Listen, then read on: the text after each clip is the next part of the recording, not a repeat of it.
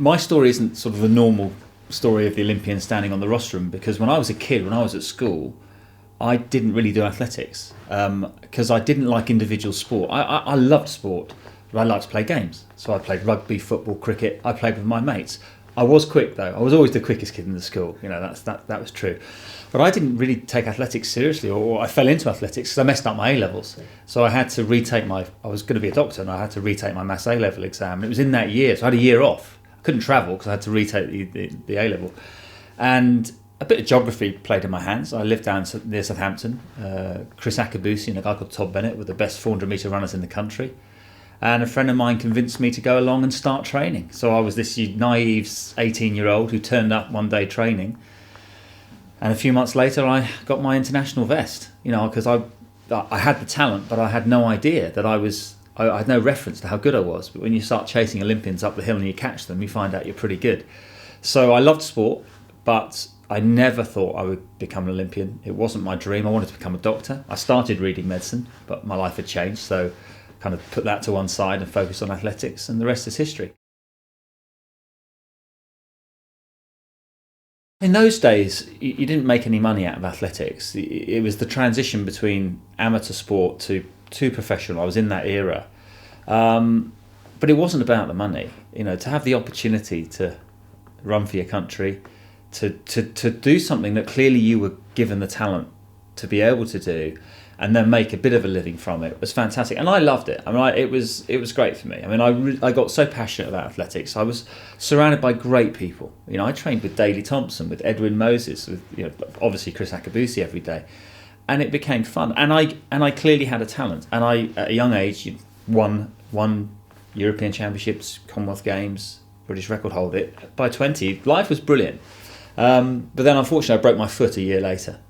And in many ways my story doesn't start there, but that was the moment I realised, and the essence of what I do as a speaker, if you're going to encapsulate it into one thing, what fascinates me now, and fascinated me as an athlete, is the space between talent and performance.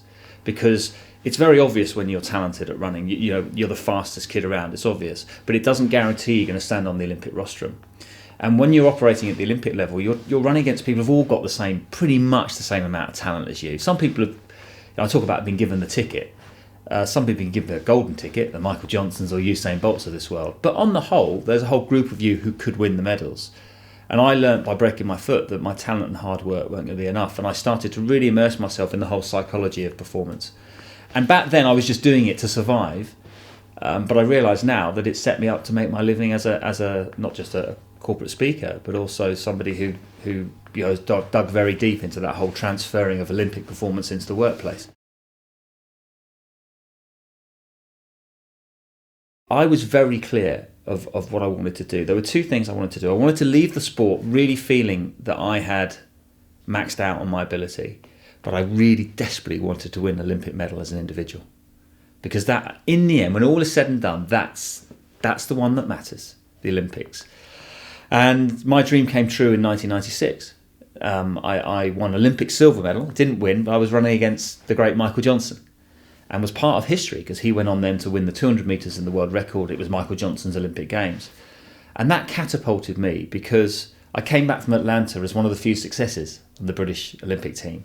But also I was associated with Michael Johnson.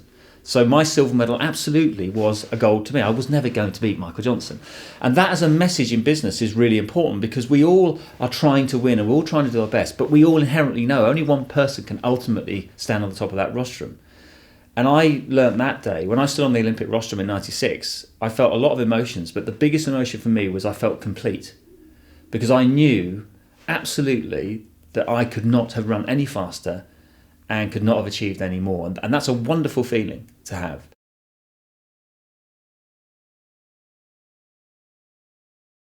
In our business, in sport, it really does cater to the individual. Athletics does. It's fundamentally, when you're on the track, in your lane, you are on your own. And if you're looking around for somebody else to help you, it's not going to happen. So it attracts the individual. That's why I didn't do it as a kid at school, because I loved to be part of a team, because the pressure wasn't quite so much. So for me, I knew absolutely that ultimately, when all is said and done, I would be judged on what I did individually. I knew that. I trained every day to run as fast as I could over 400 metres. But I also knew that a few times a year I would be asked to become a member of a team. And in my time, not just a team, one of the greatest teams this country ever had, the men's 4x400 metre relay team. And I loved that because I really felt in some ways that was my natural habitat. And I loved being part of a team. It was in my nature. And a lot of people didn't. A lot of people struggled to make the transition from individual. Because if you imagine what it's like, you've got a group of individuals who, by definition, are competing against each other most of the year. And then they're asked to come together a few times a year and be a happy team. That was easier said than done. And we did it. And we did it because we worked at it. Because there was a culture within the men's 4x400 metre relay team that if you were part of that team, you had to put your ego at the door and you had to build a relationship with those people, even though they were your greatest competitors. And I'm really proud of that. And I inherited that from the past and carried that through. And myself and Chris Akabusi in particular really felt strongly about that. And hopefully we've passed it on to the next generation.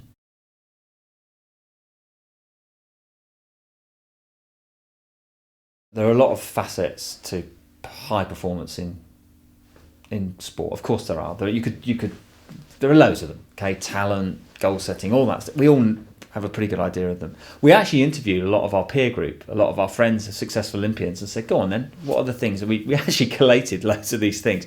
And then what we wanted to do, because people do need to have a sort of a framework. If you're doing a whole day, you need a framework. And so we said, okay, well, what are the non-negotiables? What are the things that you have to have? You can add to it, but what are the ones that if you haven't got these, it's unlikely to happen? And we kind of, that's the framework of what we do. So the first one is this bit about passion, really understanding your values, why you're doing what you're doing, and your passion. That was really good. The second one was creating empowering beliefs, and it's the whole principle that you can create. We're not born with confidence. You can create that through reference, through really acknowledging that there's a space of performance that exists. You may not be there, but you have to acknowledge it exists, and that was quite important. Then there's the whole clarity piece, which is the goal setting process, and so we'll take people through the goal setting process, but being very clear about your goals and having that clarity.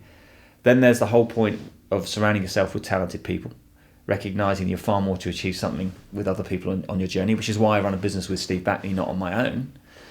And then ultimately, when all is said and done, when you're asked to deliver, you have to deliver. And that may sound really simple, but you'd be surprised how many sports people can look great in training. They can talk a great race, but when you step up against them in the line, you know you're going to beat them. You know that there's a blockage. They just don't. And there's something in that as well that we like to sort of unravel with people.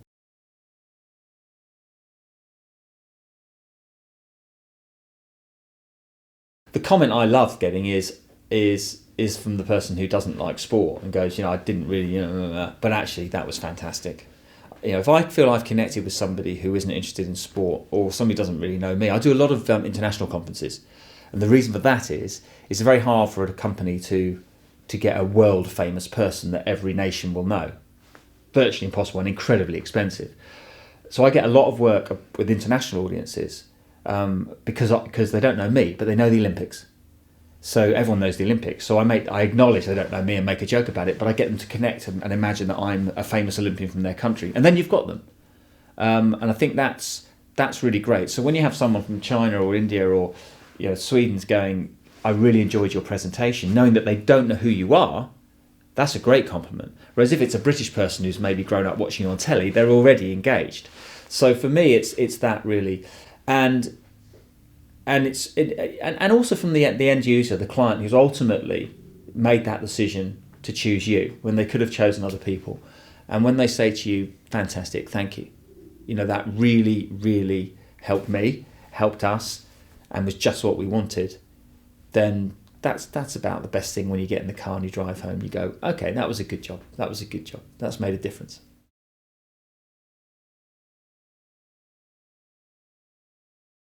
I think the greatest value of having an external speaker is people have spent most of the day focusing in on the business, focusing in on, it's usually the same stuff, okay? Just to get someone externally, and if it's someone like me, an Olympian, for a lot of people, it makes them feel, and it sounds slightly corny, but a lot of people will bring someone like me in just because it's a statement to the people in the audience. It's saying, look, we value you, we believe in you, we think you are world class, so we've got somebody who was world class to talk about world class, because and subliminally they're going, wow, we must be, we go, oh wow, Roger Black's here. So I think there's a superficial value in that. I think there's a great value if you've got a speaker who's prepared to go the extra mile and really understand your challenges, and to deliver something on message for you that can complement you. I think that's a huge value than not having a speaker. But I think ultimately, when all is said and done, what's the real value?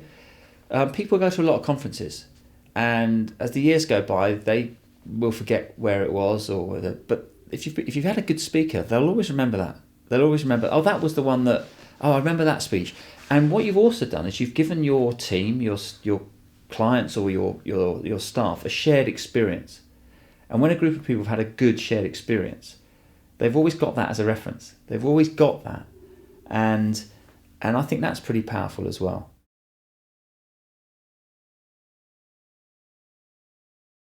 The greatest lesson I learned many years ago, actually, was when I was in the audience. And on 2 occasions, I learned that the lesson was reinforced. It's for a client where I was the sort of speaker in the morning, but they had the massive world-famous speaker in the afternoon.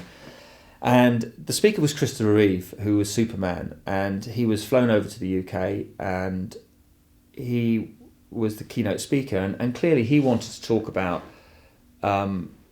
research into spinal injuries, and that was his passion. He was trying to raise money for a charity. That's what he wanted to talk about. But the people in the room, that wasn't what they wanted to hear. They wanted to, in essence, hear what was it like to be Superman, and wow, look at you now. How would could I cope with that? How hard has that been? And of course, Christopher Reeve didn't mention that. He didn't want to talk about that. And actually, he lost the room after getting a standing ovation without saying anything, because wow, the impact of, wow, this is going to be amazing. And actually, I saw him lose the room. And that was really interesting for me, because I thought, wow. So if he can lose a room, I can lose any room. And the lesson was, when all is said and done, you've got to give your audience what they want to hear. Whether they know it or not, you've got to give them what they want to hear. The year later, just to reinforce it, the speaker was Neil Armstrong, the first man on the moon. Neil Armstrong didn't speak for long. Okay, he walked on, saluted to the room, spoke for about 20 minutes, but he only actually spoke about one thing, which was, what was it like to be the first man on the moon?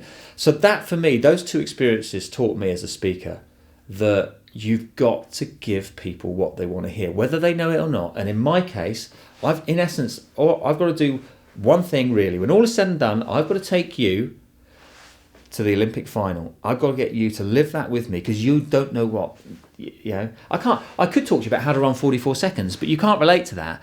But I can take you through the journey to stand on the Olympic rostrum. And that's what you want to hear.